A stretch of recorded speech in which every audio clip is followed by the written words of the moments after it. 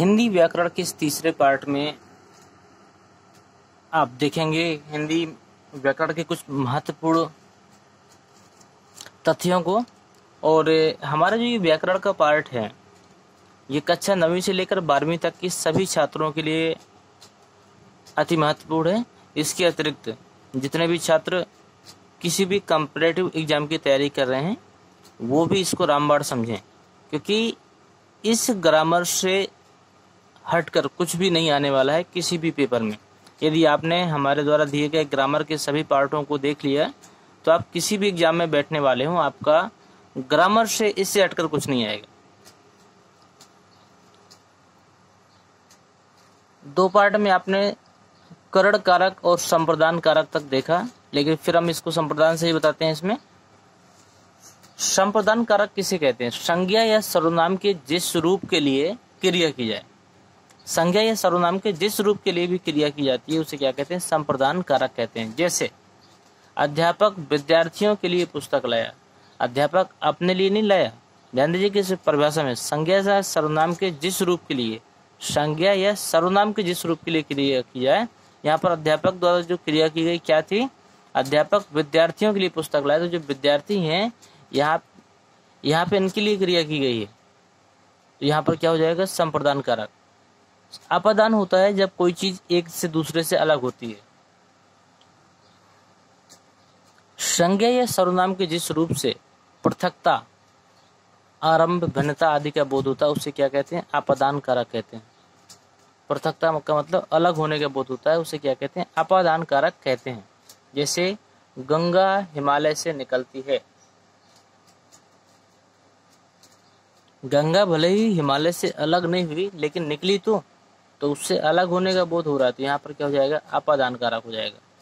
संबंध कारक में देखिए क्या होता है?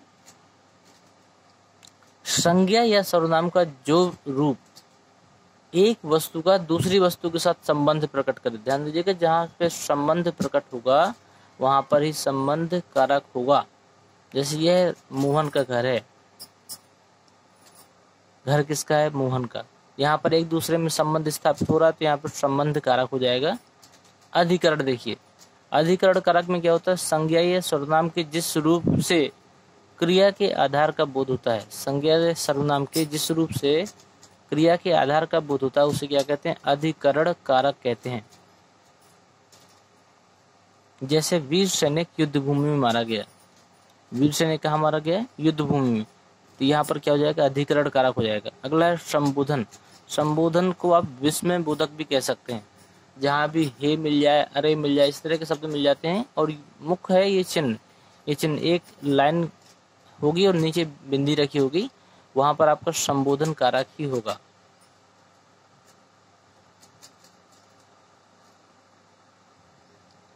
अगला सर्वनाम है। सर्वनाम में देखिए संज्ञा के स्थान पर, यदि संज्ञा ना हो तो ध्यान दीजिएगा, संज्ञा के स्थान पर प्रयुक्त होने वाले विकारी शब्दों को क्या कहते हैं? सर्वनाम कहते हैं।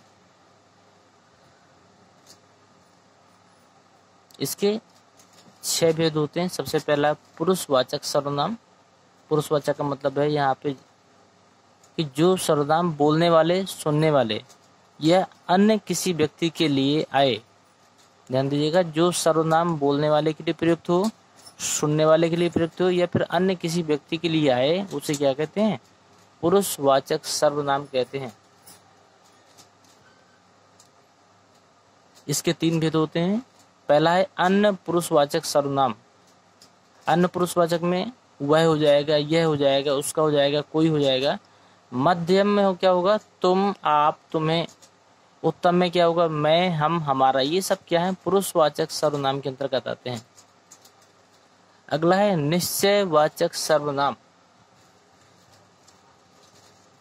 वह जिस सर्वनाम से किसी निश्चित वस्तु, व्यक्ति की ओर संकेत किया जाता है। ध्यान दीजिएगा, जिस सर्वनाम से किसी निश्चित वस्तु या व्यक्ति की ओर संकेत किया जाता है उसे निश्चयवाचक सर्वनाम कहते हैं। अनिश्चय में क्या होता है कि बोध न हो, जिस सर्वनाम से किसी वस्तु या व्यक्ति का कोई निश्चित बोध नहीं होता है। उसे अनिश्चयवाचक सर्वनाम कहते हैं। जैसे कोई गा रहा है, अब इसमें किसी भी व्यक्ति के बारे में कोई क्लियर बात नहीं है। जैसे कमरे में कोई पड़ा है, कमरे में कोई है, लड़की है लड़का है क्या नहीं है।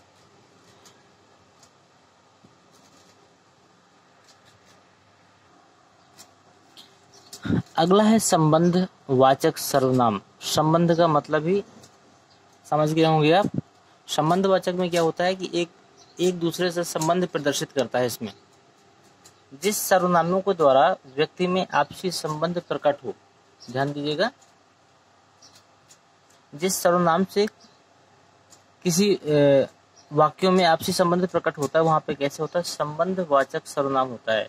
जैसे जो करेगा सो भरेगा, ये उसकी किस्मत से जुड़ा हुआ है कि जैसे कर्म होंगे उसको वैसा ही फल मिलने वाला है। जिसकी लाठी उसकी भैंस। तो ये सब एक दूसरे से संबंध प्रकट करते हैं। इसमें क्या हुआ, संबंध वाचक सर्वनाम हो जाएगा। अगला है प्रश्नवाचक सर्वनाम। जिन सर्वनामों में कोई प्रश्न किया जाए या फिर ध्यान दीजिएगा उसमें से कोई प्रश्नवाचक चिन्ह ये लगा हो, ये प्रश्नवाचक चिन्ह लगा हो, तो वहां पर कैसा हो जाएगा, प्रश्नवाचक सर्वनाम हो जाएगा। जैसे दिया गया ये कलम किसकी है, इसके एक तो किसकी शब्द मिल गया प्रश्नवाचक का और दूसरा ही चिन्ह भी लगा हुआ है। इसके बाद में है इन वाक्यों में कौन तथा किसकी कहकर व्यक्ति तथा कलम के बारे में प्रदर्शित किए गए। मतलब जहां पर भी प्रश्नवाचक शब्द मिल जाएंगे वहां प्रश्नवाचक सर्वनाम हो जाएगा। अगला है निजवाचक सर्वनाम। जिन सर्वनामों का प्रयोग वाक्य के कर्ता के लिए किया जाता है, ध्यान दीजिएगा, जिन सर्वनाम का प्रयोग किसी भी वाक्य के कर्ता के लिए किया जाता है वहां पर क्या हो जाएगा, निजवाचक सर्वनाम हो जाएगा। जैसे वह अपना काम अपने आप करती है, तो वह किसी लड़की के लिए बोला गया है, वह अपना जो काम है अपने आप मतलब स्वयं करती है।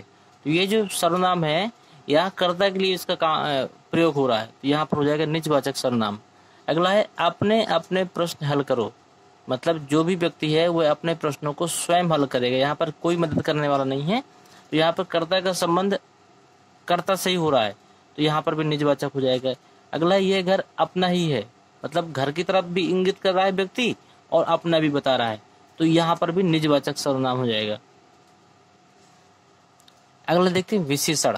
उम्मीद करते हैं आपको ये पार्ट अच्छी तरह से क्लियर हो रहा होगा। अगर आपको क्लियर हो रहा है तो आप एक बार वीडियो को लाइक करके और जिसने सब्सक्राइब नहीं हुआ सब्सक्राइब करते हुए सभी लोगों को शेयर करें ताकि अधिक से अधिक लोग इस वीडियो का बेनिफिट ले सकें। अगला देखिए विशेषण। विशेषण का मतलब विशेषता से होती है। तो जो शब्द संज्ञा या सर्वनाम की विशेषता प्रकट करें या बताएं उसे क्या कहते हैं, विशेषण कहते हैं। विशेषण के 4 भेद हैं। सबसे पहला गुणवाचक। गुणवाचक का मतलब क्या है, जिस विशेषण में संज्ञा या सर्वनाम के गुण या दोष का बोध होता है। जिस विशेषण में संज्ञा या सर्वनाम के गुणों का दोष होता है उसे गुणवाचक विशेषण कहते हैं।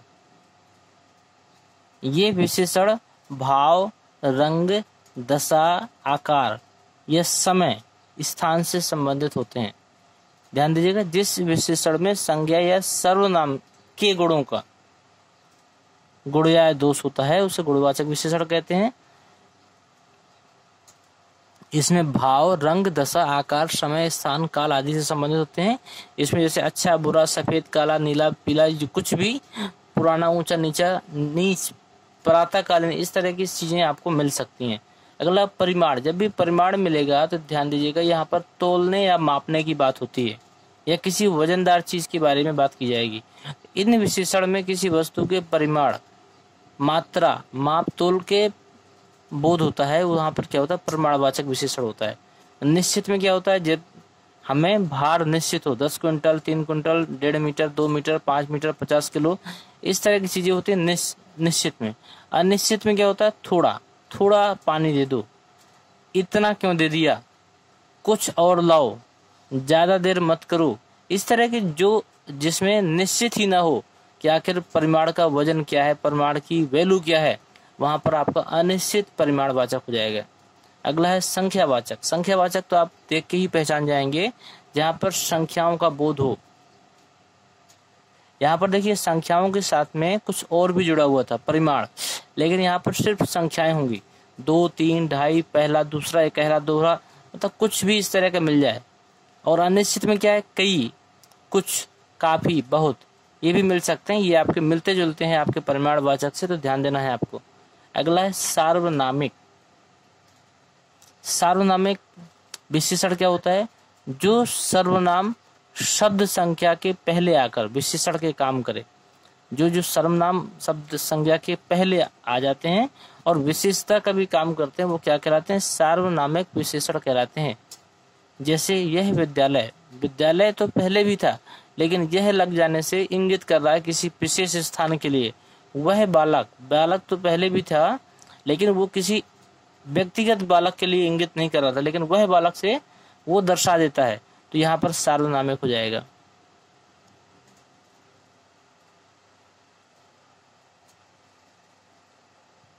अगला है हमारा क्रिया। क्रिया किसे कहते हैं? अभी तक आप लोग क्रिया के बारे में बार बार सुन रहे थे, लेकिन क्रिया है क्या? जिस शब्द के द्वारा किसी कार्य के करने का बोध होता है, जिस शब्द के द्वारा किसी भी कार्य को करने का बोध होता है, उसे क्रिया कहते हैं। ध्यान दिया होगा आपने, वह किताब पढ़ता है,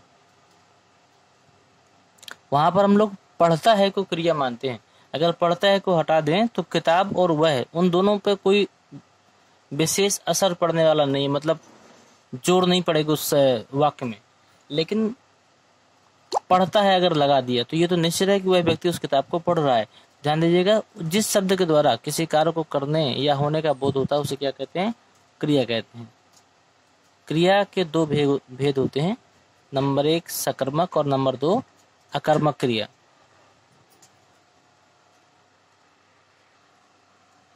पहला है सकर्मक क्रिया। तो सकर्मक क्रिया में क्या होता है, जहां पर क्रिया के व्यापार का फल कर्म पर पड़े, जहां पर क्रिया के व्यापार या काम करने का जो भी फल होता है वह कर्म पर पड़े, तो वहां पर सकर्मक क्रिया होगी। जैसे वह पुस्तक पढ़ता है, यहाँ जो पढ़ने का फल है वो पुस्तक पर पड़ रहा है, वह पुस्तक पढ़ता है, जो वह है वो पुस्तक को पढ़ रहा है, तो पढ़ने का जो फल है वो पुस्तक पर पड़ रहा है। जैसे खाना देना, पीना, देखना, ये सब चीजें क्या होती है, सकर्मक क्रिया के अंतर्गत आती हैं। अकर्मक में क्या होती है, जहाँ क्रिया के व्यापार का फल कर्ता पर पड़े, वहां पर कर्म पे पड़ रहा था, यहाँ पर कर्ता पर पड़ेगा, उसे अकर्मक क्रिया कहते हैं। जैसे मुकेश सोता है, तो सोएगा कौन? मुकेश सोएगा। मुकेश क्या है? करता है। सीता रोती है, रोने का जो असर है किस पे पड़ रहा है? सीता पे। यहाँ पर जब ध्यान दीजिएगा, जब कर्म में फल पड़े तब सकर्मक, और जब कर्ता में फल पड़े तो अकर्मक।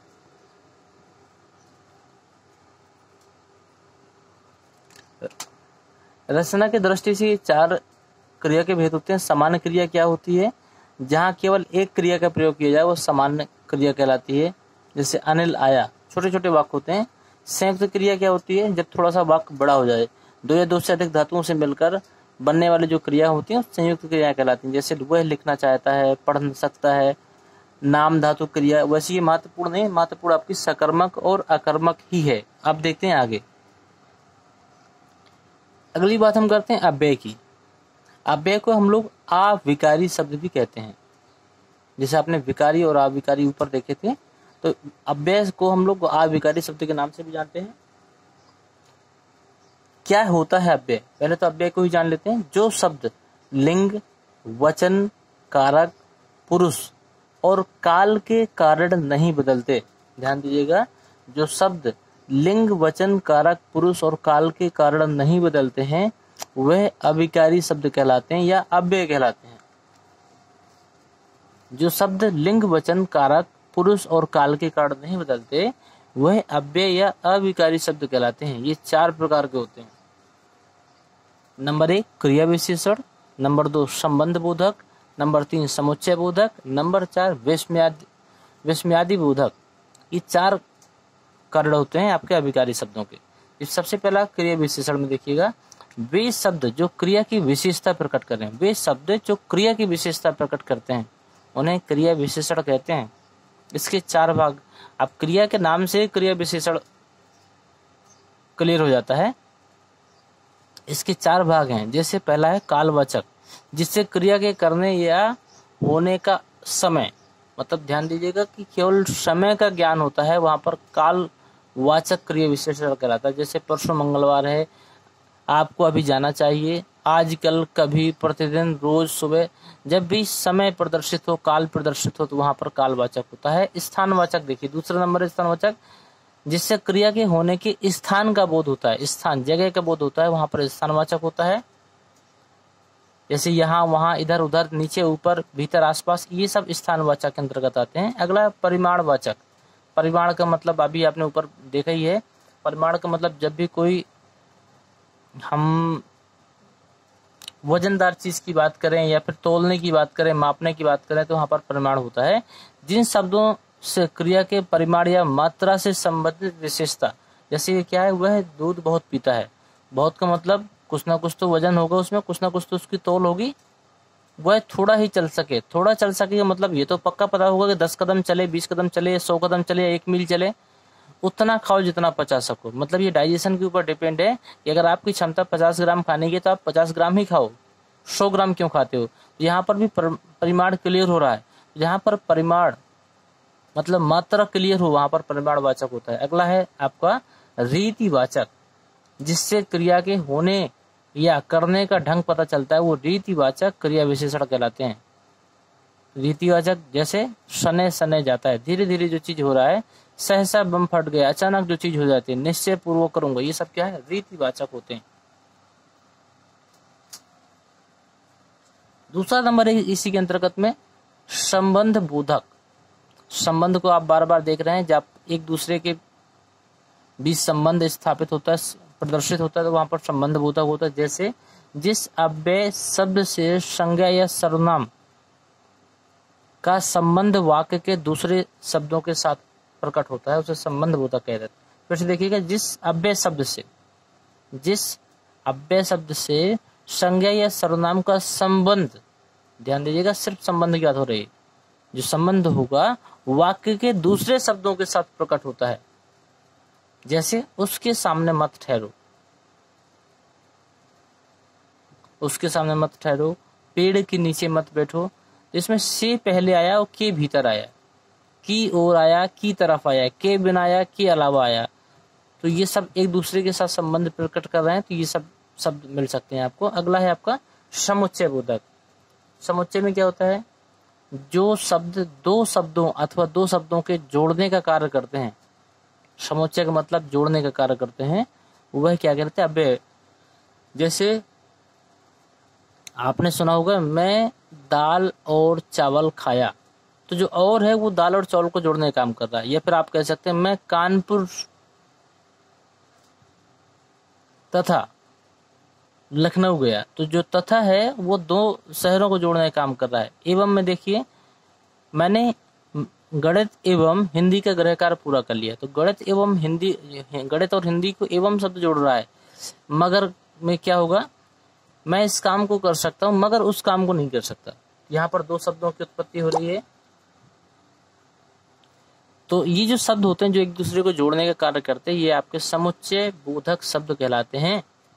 इन्हें योजक शब्द भी कहते हैं। अगला है विस्मयादि बोधक। विस्मयादि बोधक में तो एक चीज याद रखिए, जहां पर भी आपको एक फुल स्टॉप मिले और उसके नीचे बिंदी रखिए, मतलब विस्मयादि बोधक का चिन्ह मिल जाए, वही आपका विस्मयादि बोधक कहलाता है।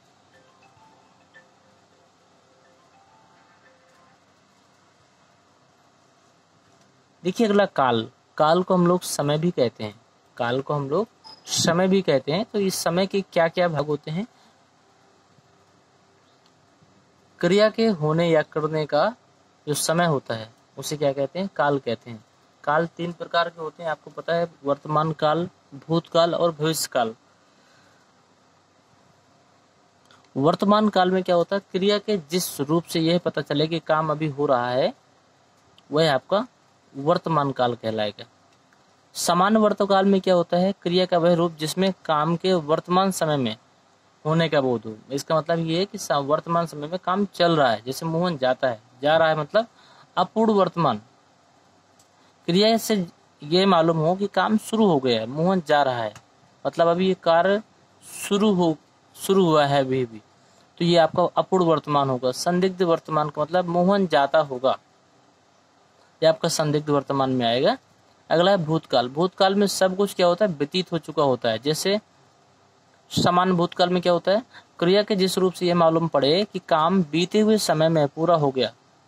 जैसे मोहन ने सांप देखा, मतलब ये काम समाप्त हो गया, तो सामान्य भूतकाल हो जाएगा। आसन्न भूतकाल में क्या होता है, क्रिया के जिस रूप से ये पता चले कि काम अभी अभी पूरा हुआ। मोहन ने सांप देखा है, यहाँ पर है शब्द आ रहा है, तो मतलब अभी अभी ये काम हुआ, तो ये आसन्न भूत होगा। पूर्ण भूत में क्या होगा, क्रिया के जिस रूप से ये पता चले कि काम बहुत पहले पूरा हो चुका था। उसने सांप देखा था, मतलब बहुत पहले की बात हो गई है, तो पूर्ण भूत होता है। अपूर्ण भूत का मतलब क्या होता है, क्रिया के जिस रूप का भूतकाल में होना पाया जाए। इसका मतलब है मोहन सांप देख रहा था। तो ध्यान दीजिएगा, सिर्फ भूतकाल में जो चीजें आपको इतना समझना है कि जब काम समाप्त हो चुका होता है या समाप्त हुआ है, तो वहां पर आपका भूतकाल होगा। और भविष्य काल में क्या होता है, क्रिया के जिस रूप से किसी काम का आने वाला समय में किया जाना या होना पाया जाए। ध्यान दीजिएगा, जब भविष्य में कोई काम होने वाला हो या उसको किया जाए, उसे हम भविष्य काल के अंतर्गत रहते हैं। इसमें दो हैं, एक समान भविष्य। समान भविष्य में क्या होता है, क्रिया के जिस रूप से काम का सामान्य रूप से भविष्य में किया जाना या होना पाया जाए, उसे समान भविष्य कहते हैं। जैसे माता जी तीर्थ पर जाएंगी, इसमें अक्सर आपने गागी ये शब्द आपने देखे होंगे। इसके साथ में एक शब्द और भी आता है, संभाव भविष्य। संभाव का मतलब संभावना प्रकट होती है। यहाँ पर क्रिया का वह रूप जिससे काम के भविष्य में होने की या किए जाने की संभावना प्रकट हो, वहां पर संभाव भविष्य काल कहलाता है। जैसे शायद वह कल सवेरे आ जाएं, यहाँ पर गागी के भी नहीं आया, लेकिन ये कल की बात हो रही है, यहाँ पर संभाव भविष्य होगी।